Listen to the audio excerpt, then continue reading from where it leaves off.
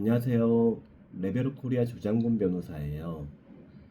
오늘은 사법개혁 3법이라고 부르는 형법, 법원조직법, 헌법재판소법 개정안들이 있는데요. 제가 한번 봤더니 구체적 내용을 기사들이 기사 통해서 제대로 보기가 너무 힘들더라고요. 그 내용이 정말 문제가 있는 건지 괜찮은 건지 이런 걸 한번 확인해 보고 싶었는데, 그래서 그런 비슷한 어려움 겪는 분들 계실 것 같아서 제가 그 법안의 내용들 한번 구체적으로 말씀드리면서 괜찮은 건지 한번 보도록 할게요. 자, 우선 가장 문제되는 게 법 왜곡죄예요. 이거는 민변 이런 부분 진보적인 법률가들도 좀 문제를 제시했다라고 하는데요. 어떤 부분이 그럴 수 있을까 한번 내용을 봐볼게요. 자, 형법 123조의 2예요. 직권남용죄 123조에 있는데요. 거기에 이제 추가되는 건데, 자, 한번 읽어볼게요. 법관, 검사 또는 범죄 수사에 관한 직무를 수행하는 자가 타인에게 위법 또는 부당하게 이익을 주거나 권익을 해야 할 목적으로 재판 또는 수사 중인 사건에 관하여 다음 각호의 어느 하나에 해당하는 행위를 한 경우 10년 이하 징역, 자격정지 처한다. 이런 내용이에요. 자, 그러면 각호의 내용은 어떤 거냐? 1호, 법령을 의도적으로 잘못 적용하여 당사자 일방을 유리 또는 불리하게 만드는 경우.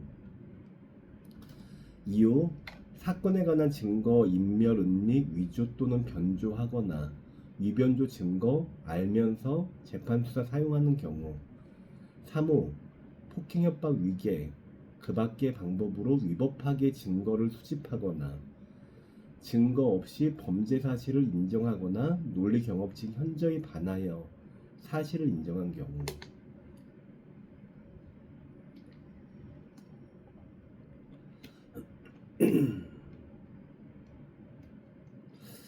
이게, 자, 우선 제가 조금 논점을 흐릴 수 있으니까 일단은 이 법안에 대한 얘기를 먼저 할게요. 이렇게 오늘날 저는 근데 이 얘기는 먼저 하고 시작하고 싶어요. 저는 우리나라 대한민국에 여러 단체 공무원들이 있겠지만 사실은 법원의 판사들보다 더 공정하거나 더 청렴한 공무원이 있다라고 생각하진 않아요. 평균적으로. 자, 그런데 오늘날 어떤 법원 검찰 정말 훌륭하고 양식적으로 하려는 분들도 많이 계시지만 이렇게 국회에서 이런 식의 법이 통과되는 상황을 야기한 부분도 분명 있는 것 같아요. 자, 그래서 안타까운 마음이고요. 일단 이인데 법의 내용이 과연 적정한지 그 목적을 달성할 수 있는지, 오히려 그러니까 어떤 그런 문제를 더 크게 야기할 수 있는지, 이런 부분은 살펴봐야 된다 생각을 해요. 우리 국민들이 정확한 그런 정보를 듣기를 바래요. 들으시기를. 그래서 제 식견이 좀 도움이 되길 바라고요. 저 일단은 처음 보시는 분도 계실 수 있으니까, 저 사법시험 합격했고요. 대한변호사협회에서 법제위원 한 5년 정도 했어요. 그래서 의원입법들 많이 봤죠. 자, 우리 기본적으로 이제 이번에 사법개혁 3법이라고 부르는 이 법안의 통과에 대해서 약간 시각 차이 있잖아요. 전통적으로 최근에 특히 문재인 정부 이후로 상황을 보면 민주당은 뭔 일만 터지면 의원 입법이 막 남발돼요. 자, 근데 물론 어떤 현상이 생겼을 때 국회가 입법안을 만드는 거는 본연의 권한과 책무죠. 자, 그러긴 하지만 중요한 거는 법은 정말 많아요. 법령이 정말 많아요. 자, 그러면은 어떤 법안을 만들겠다라고 하면 그냥 막 찍어내듯이 법안 만들어야 되는 게 아니라 기존의 법 체계에서 어떻게 반영이 돼야 될까를 심사숙고하고 만들어야 돼요. 그런데 아마도 의원분들은 어떤 입법안 이런 걸로 본인들의 그 수행 뭐 평가를 받으시겠죠. 뭐 그런 거 뭐 의원 열심히 하신 분들 표창도 하고 하잖아요. 수상도 하시고 그런 게 있어서 그런지 몰라도 민주당 의원님들은 조금 법안을 정말 쉽게 좀 뭔 일만 터지면 무슨 법 하면서 만드는 경향이 있죠. 자, 근데 국힘은 그런 거 자체를 별로 안 했던 것 같아요. 자, 그래서 그 어느 쪽도 마냥 바람직하진 않다라고 생각해요. 자, 그러면 이 법 왜곡죄를 한번 보면, 자, 여기서 저는 있으면 좋은 것 같은 게 2호예요. 사건에 관한 증거를 인멸, 은닉, 위조, 변조하거나 위변조 증거를 알면서 재판 수사에 사용한 경우. 자, 이거는 완전히 뭐 검사님이 정말 우리 검찰의 문제는 예를 들어서 뭐 법원 검찰 다 할 거 없이 결국은 위로 이렇게 올라가는 구조잖아요. 특히 검찰은 법원 분들이야 계속 법률 실무를 하셨지만 저는 정관검사들 분들 뵈면은 조금 그분들도 참 애로사항이 있겠다라고 생각이 되는 게 검찰은 어찌 보면 권력 조직이잖아요. 수사기관이면서 권력 조직. 자, 그러면 아무리 사법시험 합격하고 변호사시험 합격해도 계속 그 형법 수사 이런 것만 10년, 20년 하면 법률가로서의 기본 어떤 이런 부분이 약해지기 나름이거든요. 그분들 나와가지고 변호사라 그러면 사실은 쉽진 않죠. 일반 법률가로서의 어떤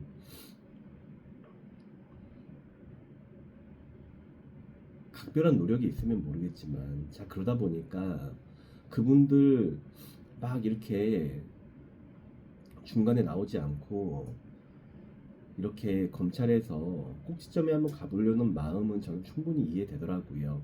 자, 그러긴 하지만 그리고 이제 오늘날 검찰의 그런 상황을 만든 건 정치권의 기본적인 책임이 있다 생각해요. 뭐 일만 터지면 물론 국힘이 이제 전통적으로 이제 법률가 세력들은 국힘 쪽에 우호적이다 보니까 여러 이유가 있겠죠. 나쁜 이유만 있는 건 아니에요. 좋은 이유, 나쁜 이유 다 있는 것 같아요. 예를 들어서 민주당에는 뭔가 역량 있는, 경륜 있는 법률가 분들이 민주당에서 역량을 펼치기가 상당히 쉽지 않겠죠. 그런 것 같아요. 제가 생각할 때는. 자, 이제 그러다 보니까 뭐 고소고발, 뭐 일만 터지면 고소고발하고 요새는 민주당도 많이 하시잖아요. 일만 터지면 고소고발이에요. 정치하는 분들이. 그러면은 검찰의 손에 본인들의 어떤 정치적 역량을 서로 협의하고 이런 부분을 아예 포기한 거죠. 스스로. 그러다 보니까 오늘날의 작금의 상황은 정치권의 책임 크다 생각하고요. 자, 하지만 자, 우리 법 왜곡죄 이렇게 어쨌든 간에 그 검사분들이 특히 검사분들이 뭔가 정치적으로 우리 본인의 권한을 남용하고 악용하는 이런 부분들 우리 영화에서도 많이 봤잖아요. 실제로 어느 정도는 있었을 것 같아요. 자, 그래서 자, 2호는 123조의 2호는 진짜로 이건 악랄한 경우잖아요. 공직자로서 판사가 위변조 증거를 알면서 재판에 사용한다는 거는 이거는 정말 잊기 힘든 것 같아요. 검사는 옛날에 뭐 50에나 가능한 얘기일 것 같긴 한데 요새도 이게 가능할까 싶어요. 하지만 자, 어쨌든 간에 직권남용죄 예시일 수 있거든요. 2호 정도 있는 거 괜찮아 보여요. 자, 근데 자, 그러면 3호를 한번 봐볼까요? 저는 이 3호 그대로 되는 거는 너무 넓다 생각해요. 자, 3호는 어떻게 되냐면 폭행, 협박, 위계, 그 밖의 방법으로 위법 증거 수집하거나 증거 없이 범죄 사실을 인정하거나 논리나 경험칙에 현저히 반하여 사실 인정한 경우. 자, 여기서 문제는 제 생각엔 폭행, 협박 정도 살리거나 위계 정도 살리거나 하면 모를까. 이 이유의 부분은 너무 넓어요. 자, 왜냐면 자, 증거 수집할 때 폭행, 협박을 사용하면 안 되죠. 자, 검사가 예를 들어서 이것도 이제 폭행, 협박도 좀 문제가 될 수 있어요. 자, 3호도 약간은 저는 전반적으로 너무 넓다 생각해요. 자, 그러면은 3호가 적용되면 어떤 일이 벌어지냐면 폭행, 협박으로 증거를 수집한다. 자, 그러면은 우리가 수사기관이 신문을 해요. 자, 당신 우리 공범 누구 불었는데 당신 이렇게 가만히 거짓말하고 아무 얘기 안 하고 있으면 당신 나중에 이거 한 3년 이상 받을걸? 이런 식으로 얘기하면 이거 여기 3호에 적용되겠네요. 왜냐하면 협박했잖아요. 협박. 자, 우리 협박의 범주를 어디까지 보냐면 내가 피해자예요. 고소할 수 있어요. 재산적 피해도 입었어요. 자, 근데 우리 협박의 범위는 내가 비록 고소할 수 있는 권한이 있다 하더라도 아니면 민사상 손해배상 청구를 해가지고 돈을 받을 권한이 있다 하더라도 그거를 기화로 해서 너 해악을 고지한다 그래. 협박은요. 너 이거 안 내놓으면 고소할 거야. 이런 것도 경우에 따라서 협박이 될 수 있어요. 자, 근데 여기서 폭행, 협박, 폭행도 엄청 넓어요. 폭행의 범위는 유형력의 행사라 그래요. 실제로 이 새끼 하면서 따귀를 때리지 않아도 정도만으로도 폭행이 될 수 있어요. 자, 그러면은 이 폭행 협박의 범위가 너무나 넓기 때문에 여기서 자, 근데 더 좀 뒤에 볼까요? 위법하게 증거를 수집하거나 이거는 위법 수집 증거라고 하는데 형사법에서 위법하게 수집한 증거는 증거 능력을 인정하지 않아요. 자, 근데 위법 증거 수집의 범위가 의외로 넓어질 수 있어요. 예를 들어서 저희가 뭐 이렇게 영장 없이 압수수색을 한다거나 이미 제출을 받는다거나 이런 상황이 많이 있거든요. 자, 그래서 이거를 저희가 뭐 형사법 교과서에 있는 얘기까지 제가 지금 13분이나 이미 했는데 얘기할 건 아닌 것 같긴 한데, 자, 이거 위법 수집 증거의 범위가 상당히 넓다. 이렇게만 한번 생각해 보셔도 될 것 같아요. 자, 그리고 또 증거 없이 범죄 사실을 인정하거나, 자, 근데 뭐냐면 증거는 우리가 유죄 증거를 할 때 반드시 뭐 직접 증거나 물적인 증거나 자백이나 이런 부분으로 100% 범죄 사실을 인정하는 거 아니에요. 경우에 따라서 우리 정황 증거로도 범죄 사실을 인정해야 될 수가 있거든요. 자, 우리 일반 대중분들이 뉴스에 와, 저 사악한 놈을 저거는 뭐 고남 하나 뻔하지 어떻게 무죄를 내릴 수가 없어 증거가 없다고 이렇게 우리 흥분 많이 하잖아요. 저도 그럴 수 있고요. 입장에 따라서. 자, 근데 어떤 경우는 이거는 뭐 누가 보다 뻔한데 이거는 뭐 봐주면서 처벌하지 않았다. 이렇게 우리 보통의 대중은 그렇게 흥분한 경우 많아요. 자, 그런데 이 조항은 보면 증거 없이 범죄 사실을 인정하는 거 그거 잘못됐다라고 하는 거잖아요. 경우에 따라서 정황 증거로 범죄 사실을 만약에 유죄를 인정하게 되면 그거 법 왜곡죄로 10년 이하 징역이라는 거예요. 이 재판 어떻게 해요? 논리나 경험칙에 현저히 반하여서 사실을 인정하는 경우. 자, 이거는 뭐냐면 뭐 검사의 경우에 무리하게 그러니까 기소를 한 경우를 예정한 것 같긴 해요. 자, 그런데 현저히 반한다는 건 누가 인정할 거예요?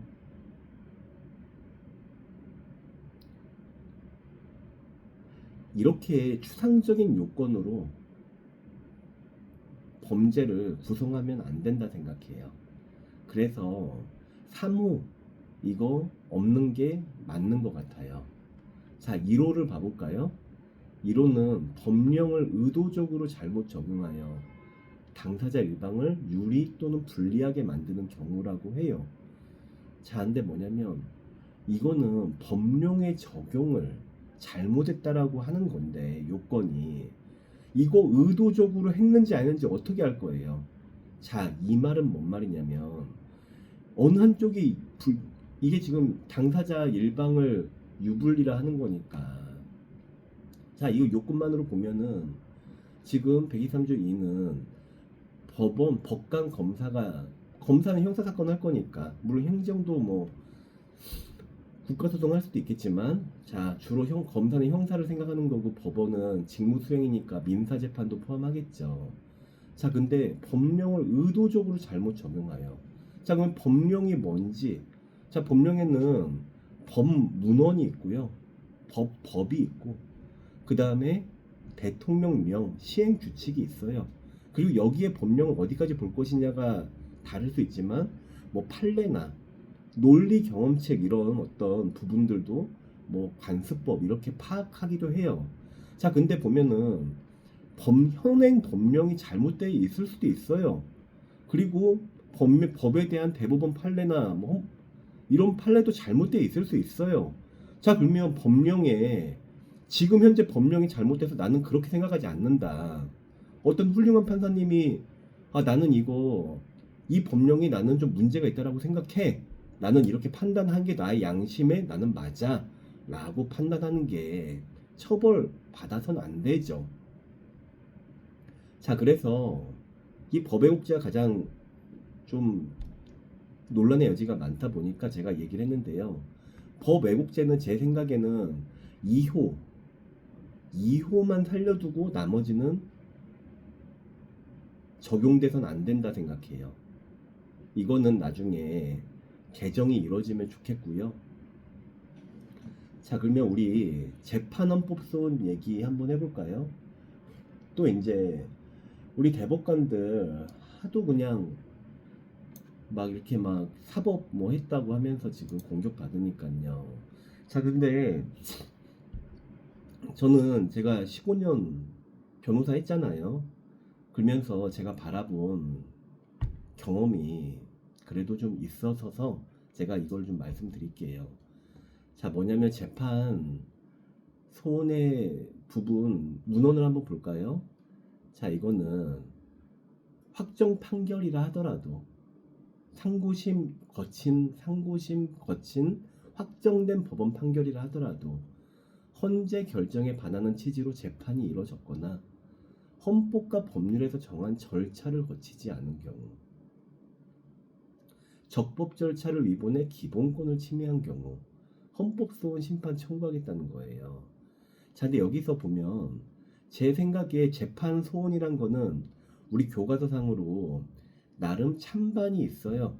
자, 그러면은 뭐냐면 그거는 경우에 따라 할만하다라는 얘기인 거죠. 자, 근데 이 조항이 그러면은 과연 타당하냐 전체가 이건 한번 생각해 볼게요. 자, 우선 법원 판결이 헌법재판소 결정 취지에 반한다면 그거는 재판소는 인정돼야 된다 생각해요. 왜냐면은 결국 우리 헌법에 대한 해석에 최고 궁극적인 결정 권한은 헌법재판소에 있어요. 그래서 대법원의 판결이라 하더라도 그런 어떤 헌법재판소의 명문의 결정에 반해서 이루어지면 그거는 재판소는 인정돼야 된다라고 생각해요. 자, 그러면 이제 헌법과 법률에서 정한 절차를 거치지 않은 경우, 이 말은 좋지만 자, 그러면은 예를 들어서 우리가 재판 실무에서 법률의 절차가 우리가 이제 강행 규정이란 게 있고 단속 규정이란 게 있어요. 법원의 절차에 관한 규정들은 여러 현실적인 한계가 있잖아요. 정말 이건 효력 규정으로 보는 아주 예외적인 것들 제외하고는 어떤 절차에 관한 규정들은 단속 규정이라 해가지고 그거 절차 위배가 반드시 그 절차에 따른 효과 어떤 그거는 기본적으로 어떤 법원의 표현이잖아요. 그 효력을 부정하는 논거가 되지는 못해요. 자, 근데 이렇게 법률 정한 절차 거치지 않은 경우 다 헌법소원 가능하다라고 하면 정말로 어떤 일 벌어지냐면 그냥 다 무조건 헌법소원 그냥 무조건 다 걸고 다 그냥 헌법재판소에서 제대로 심리도 못하고 그냥 전부 다 각하 기각할 거예요. 이렇게 된다 하더라도. 자, 그래서 이렇게 망라적인 이런 요건이 있어서는 절대 안 돼요. 자, 그 다음 볼까요? 적법 절차 위반의 기본권 침해한 경우. 말이야 좋죠. 적법 절차 위반하면 안 되죠. 기본권 침해해선 안 되죠. 자, 근다고 이걸 그런 경우에 대법원 판결이 난 거를 헌법소원에 가져가는 게 맞느냐? 이건 다른 문제예요. 이렇게 특히 민주당 법안들이 가끔 전 특히 문재인 정부 때 많이 그런 느낌 가졌었는데 어떤 잘못된 현상이 있어요. 그 현상을 해결하는 방법을 우리가 모색을 해야 돼요. 자, 근데 모색을 할 때, 자, 이거 잘못됐으니까 그냥 이렇게 해. 라고 하는 게 전부가 아니에요. 그거의 파장을 생각해야죠. 그리고 기본의 법제에서 어디까지 해결을 할 수 있느냐를 숙고를 해야죠. 자, 근데 이런 적법 절차 위반에서 기본권을 침해한 경우 적법 절차는 진짜로 넓어요. 헌법의 적법 절차 원칙 어디까지 얘기할 거예요? 기본권 침해 이거는 뭐냐면 다 그냥 우리 뭐 민법 행정상 형사적인 모든 어떤 국민의 권한 뭐 권리 이런 거는 헌법의 그 기본권에서 파생되잖아요. 자, 그러면은 각종 절차적 권리도 헌법의 기본권으로 규정이 돼 있어요. 자, 그러면 이거는 그냥 일단 무조건 다 헌법소원 심판 청구 일단 할 수 있겠다라는 근거를 만들어 주는 건데, 자, 이런 식으로 하면 무슨 일이 벌어져요? 그냥 자, 실제로 헌법재판소가 유효하게 법원의 정말 잘못된 행동을 시정해야 돼요. 자, 저는 헌법소원 재판소원 있는 것 자체에 아까 제가 첫 번째 건 괜찮다 했잖아요. 오히려 이런 것들보다 제가 볼 때 더 문제가 되는 건 뭐냐면 재판 실무에서 제가 느끼기에는 보면 제가 이제 대법관 증언은 전 찬성하는데 자 1, 2심 결과가 다른 경우가 있어요. 자 1, 2심 결과가 달라요. 어떤 일이 저는 가끔씩 있는 경험하는 황당한 일들이 있냐면 자 우리가 1심 재판해요. 1, 2심 제가 다 뭐 3심까지 하는 경우를 얘기한 거예요. 1심은 보통은 재판이 충실해요. 왜냐면 증인들도 최대한 증인들도 부르고 재판 증거 조사도 많이 하고 1심에서 많이 하거든요. 그래서 1심에서 정말 제가 생각할 때 저희 의뢰인 이겨서 마땅해요. 그래가지고 막 진짜 긴 시간 각종 증인들 신문하고 증거 막 파악해가지고 승소했어요. 근데 2심에서 이제 2심 판사님은 딱 그냥 1심에 변호사들 서면하고 1심 판결문 보고 보통은 그러니까 딱 결론을 내리는 경우가 많아요. 자, 그래서 재판 가면 이게 그랬고 뭐 특별히 제출할 거는 뭐 없으시고 그러면 이제 판단 한번 해보겠습니다라고 해놓고는 결과를 뒤집어 버려요. 자, 1심에서는 판사님이 사건의 관련자들의 말을 직접 들으면서 자기의 심증을 형성한단 말이에요. 가장 정확해요. 법원 내에서는.